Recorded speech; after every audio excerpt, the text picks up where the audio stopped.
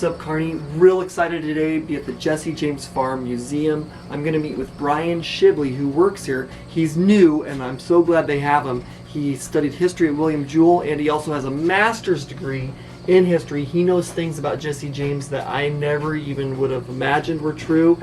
It's so cool. And we're here at the farm. We're going to go talk to him right now. This is Jesse James Farm. Jesse James Farm. Yes. Good job, Rosie.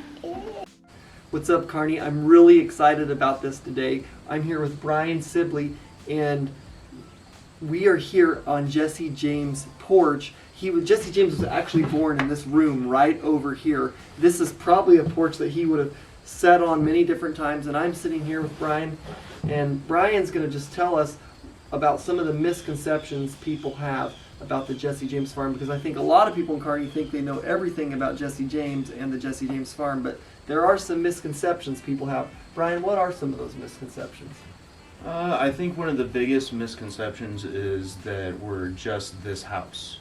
We actually have a large museum. We have tours that we give. We have a nice gift shop as well. Our tours consist of a 20-minute video. We have 3 galleries of artifacts.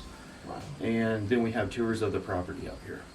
3 galleries of artifacts. What do you think, like, the coolest thing you have, the coolest artifact of Jesse James that you have there in those galleries is?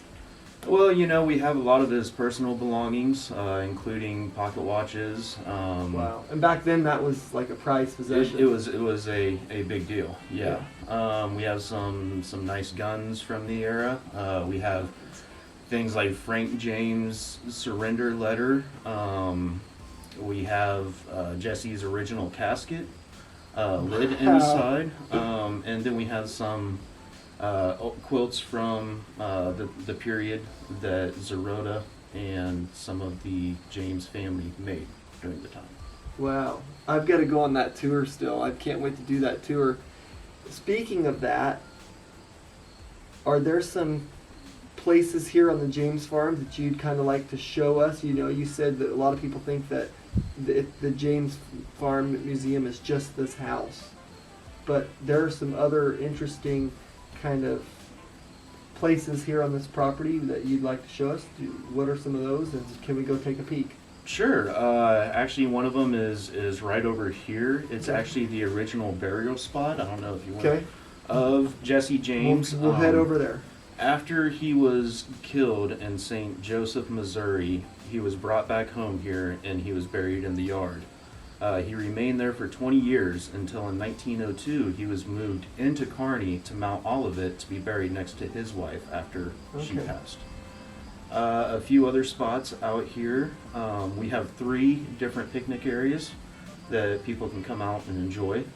And let's see, one of my favorite spots is, I don't know if we can go down there, but is a research library and archive. I spend a lot of time in there. We have old and new books. We have old maps. We have old newspapers. It is open to the public, but by appointment only. So you'd have to call up and reserve a time to be able to come up and do your research for whatever you're doing, writing a book or for classes or whatever you want to do. And that's right up your alley with that history degree, isn't it? Of course. I get lost in there quite a bit. Cool. So, yeah. Cool. Well, man, I'm glad that the James Farm has you here now, and it seems like things are just getting better and better up here. Let's go look at some of these sites.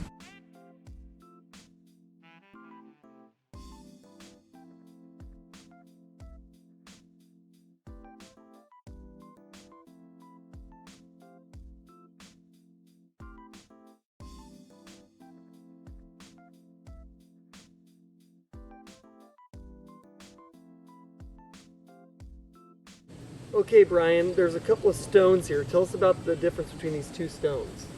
Sure. Well, this is the original plot that Jesse was buried in. That is the original footstone that was here. This is not the original headstone, though. This is a replica that was made.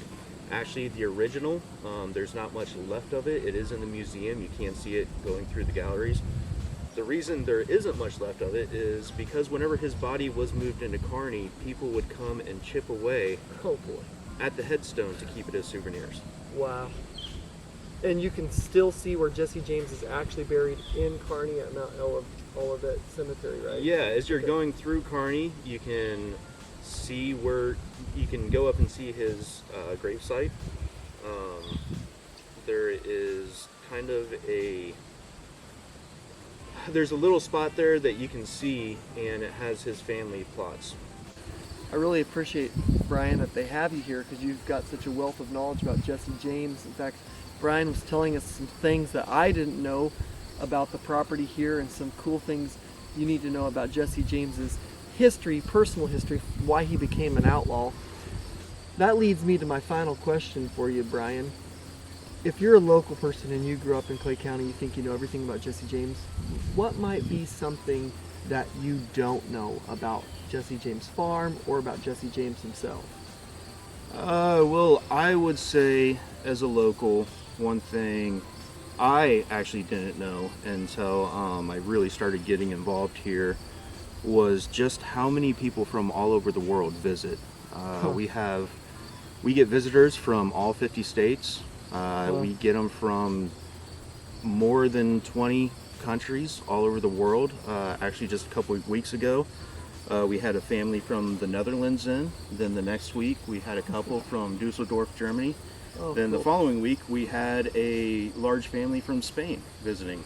So it's great to talk to those people, and I think not a lot of people realize just how many visitors we get out here and from all over the world that we get. Well, we are super excited to be here. Rosanna's with me, and we are going to plan our visit to Jesse James Farm. I hope you can plan a visit. They have a website. You just Google Jesse James Farm and plan your visit. We're going to bring Grandma and Grandpa and have a family day with the grandkids and everything. Hopefully, we'll see you there.